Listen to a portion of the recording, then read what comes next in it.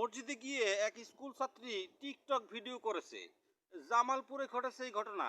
এই তরুণীটা স্কুলে পড়ে ক্লাস 9-এ।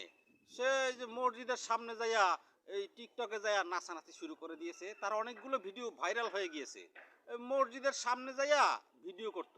পরে অবশ্য দেওয়ানগঞ্জ বালিকা উচ্চ বিদ্যালয় থেকে তাকে টিসি দিয়ে বের করে দেওয়া হয়েছে, কারণ হচ্ছে তার টিকটক ভিডিওগুলো তো ভাইরাল হয়ে গিয়েছে। এই জন্য ওই স্কুলের প্রধান শিক্ষক ডিসিশন নিছে এই ছাত্রীকে তো আর রাখা যাবে না। এটা টিকটকে যায় নাচানাচি করে, তা আবার নাচানাচি করলে সমস্যা ছিল না, স্কুল ড্রেস পরে নাচানাচি করে তাতেও সমস্যা ছিল না। মসজিদকে ব্যাকগ্রাউন্ডে রাখা মসজিদের সামনে যাইয়া টিকটকে যায় নাচানাচি করে। দেখেছো টিকটক কোথায় চলে গিয়েছে? টিকটক কিন্তু একটা ব্র্যান্ড। আর ওদিকে এই টিকটকে মডেল বানাবে বলে এক তরুণীকে প্রলোভন দেখাইছে এক তরুণ, বুঝেছ? প্রলোভন দেখাইয়া সেই তরুণীকে নাকি যাইয়া পতিতালয়ে বিক্রি করে দিছে। কখনো ঘটনা দেখেছ? পতিতালয় থেকে অবশ্য পুলিশ ওই তরুণীকে উদ্ধার করেছে। ওই তরুণীর বয়স হলো মাত্র 16।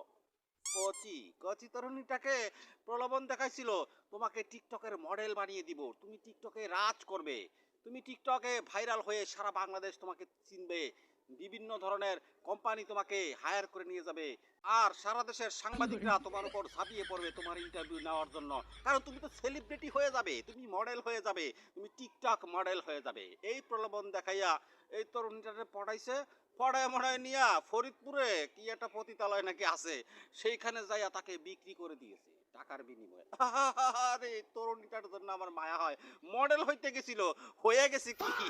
যাই হোক, ওটা বলা যাবে না।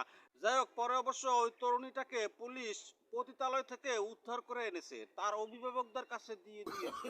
কি আর লাভ আছে, সব কিছু হারাই তো ফেলছে। যাই হোক, ওদিকে দেখলাম এক স্কুলে এক হিন্দু শিক্ষক, সে এই হিজাবি তরুণীদেরকে সে ডিস্টার্ব করে। এই অনেক তো হুজুরদের নিয়া সমালোচনা করলা, উল্টা পাল্টা কথা কইলা, হুজুররা এই করে সেই করে, দুই বিবাহ করে। হ্যাঁ, হুজুরদের নামে তো অনেক ধরনের বদনাম টদনাম তোমরা করলা, অনেক ধরনের কমেন্ট করলা। এখন দেখো এই যে স্কুল কলেজেও কিন্তু এই ধরনের ঘটনা হয়, দেখেছ? ইউনিভার্সিটি ল্যাবরেটরি স্কুল অ্যান্ড কলেজে এই রতন কুমার সাহা নামের এক শিক্ষক আছে, বুঝেছ? এটা হিন্দু।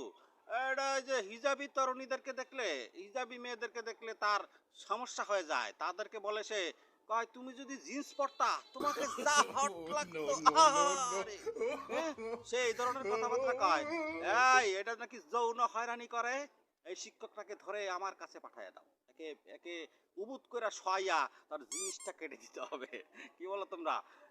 এই শিক্ষকটা নাকি এই তরুণ তরুণীরা মাঠে ঘাটে যেখানেই তারা একটু আড্ডা দিত, কথাবার্তা কইতো, সে গোপনে যাইয়া ভিডিও ধারণ করতো।